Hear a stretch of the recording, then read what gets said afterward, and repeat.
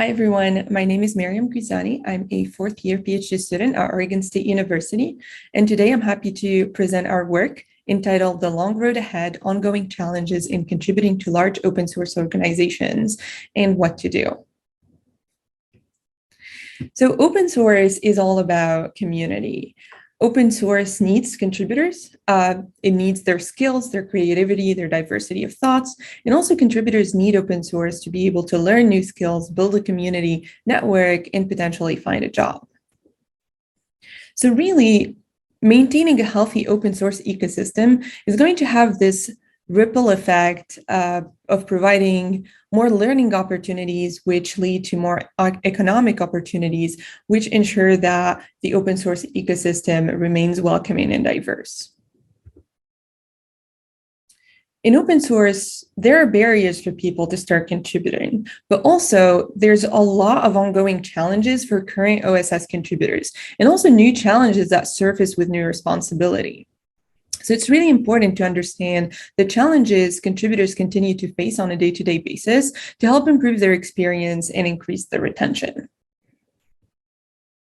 And there has been research on challenges that are faced by open source stakeholders at the level of individual projects. However, there hasn't been work on the challenges that contributors face in a large, mature OSS organization. So in this paper, we aim to build a conceptual model that compiles the challenges faced in a large, mature OSS organization and identify ways to improve. So to do this, we asked two research questions. The first one being, what are the ongoing challenges in contributing to a mature OSS organization? And the second one is, what strategies can alleviate these challenges? To answer these questions, we followed a three-phase methodology. So we started with a survey for which we received 624 total responses with a response rate of 8.5%. Then we wanted to learn more and understand more. So we did follow-up interviews with 11 participants, and then we triangulated with member checking and also looking at prior literature. So starting off with phase one, the survey. So this has been a very iterative process where we started with the survey design, and we would involve the community for feedback and loop back to the survey design. This was a 2-month process, and then we published the survey for 1.5 months, and we received 8.5% response rate. Then when we analyzed the data, we analyzed 353 open-ended responses. So 3 researchers performed open coding with constant comparison, and we would meet together to do negotiated agreement. Afterwards, I performed actual coding, which corresponds to relating codes to each other and coming up with categories. And we would regularly meet with the research team to refine these categories even more, until we reached our conceptual model of challenges and strategies. Once we had that model, we wanted to dig deeper and understand more, so we designed follow-up interviews with our participants. We sandboxed these interviews, then 2 researchers ran 11 semi-structured interviews, followed by transcription, and then coding again with negotiated agreement. Once phase 1 and phase 2 were completed, we took them together to update our conceptual model and triangulate the challenges and strategies.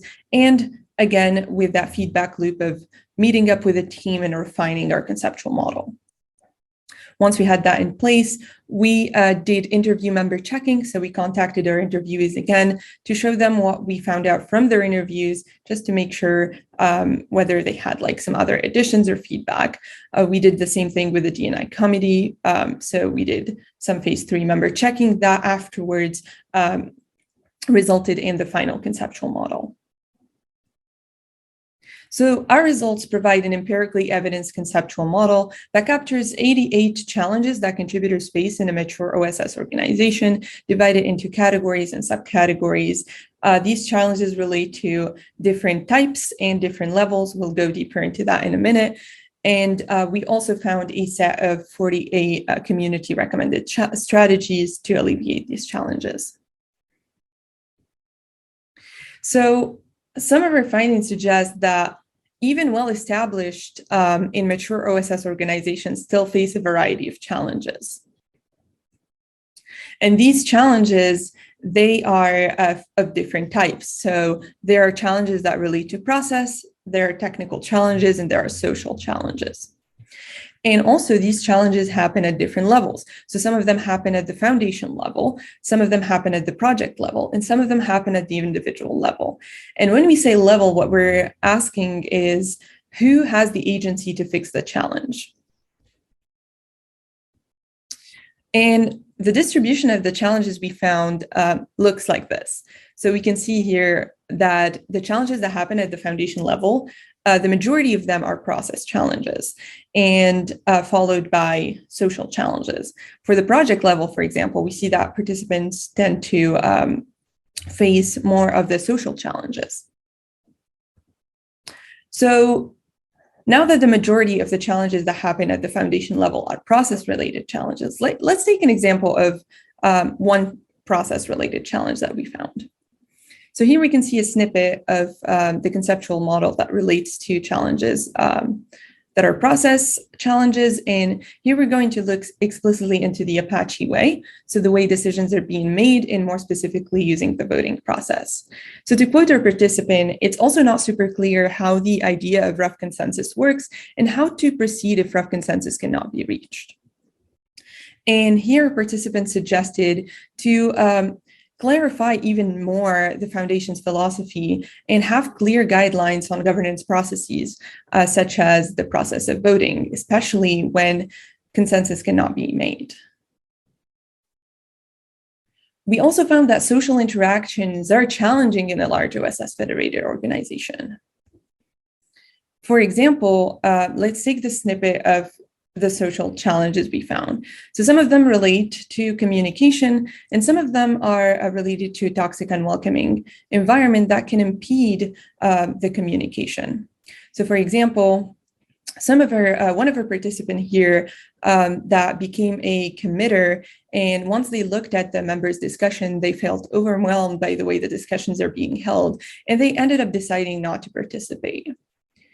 And for challenges that relate to a toxic, unwelcoming environment, our participants really suggested that having some sort of mechanism for calling out misbehavior can help create a healthier community. So yes, there's a long road ahead to making open source more welcoming and diverse and inclusive, but let's hit the road of interventions and operationalize these strategies, not only to make sure that our products, our open source products, are successful, but also to create a healthy and thriving community. Thank you.